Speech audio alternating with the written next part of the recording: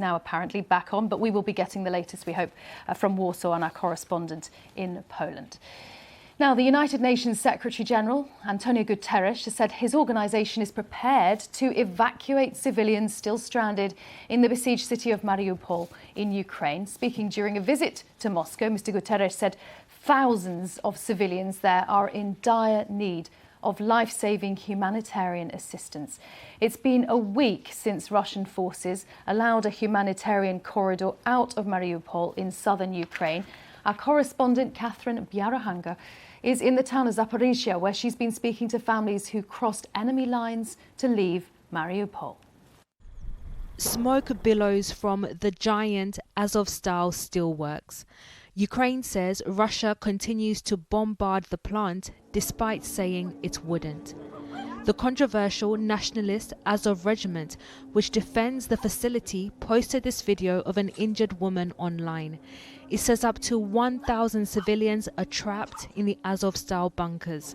But President Putin insists there are no ongoing attacks and accuses Ukrainian soldiers of using civilians as human shields. The United Nations is calling for humanitarian access to Mariupol. Katerina escaped the city with her husband and 2 children. The youngest, Anna, is 2 years old. They braved Russian checkpoints to get to Ukrainian-held territory. At the first checkpoint, the man there pointed his gun at us and wasn't letting us through until he saw that there was a child with us.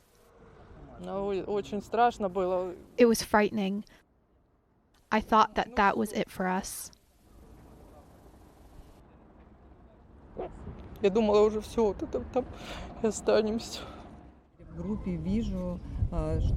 Natalia left Mariupol a month ago.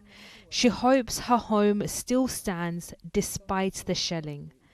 An increasing number of residents, like Natalia, say Russian soldiers forced them out of their homes and took them to towns they controlled. She remembers the moment she and 100 of her neighbors were found hiding in a bunker. I realized that something bad was going to happen at that moment.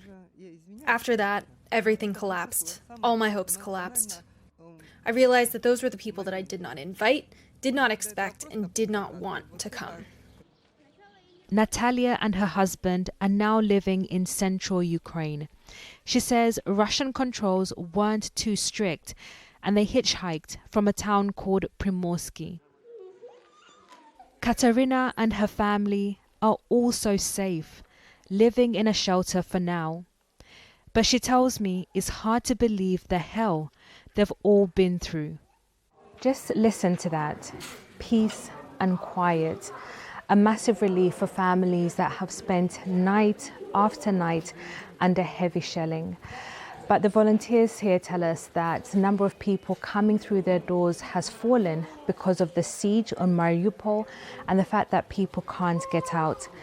They're likely spending another night under heavy bombardment. Catherine Byaruhanga, BBC News, Zaporizhzhia.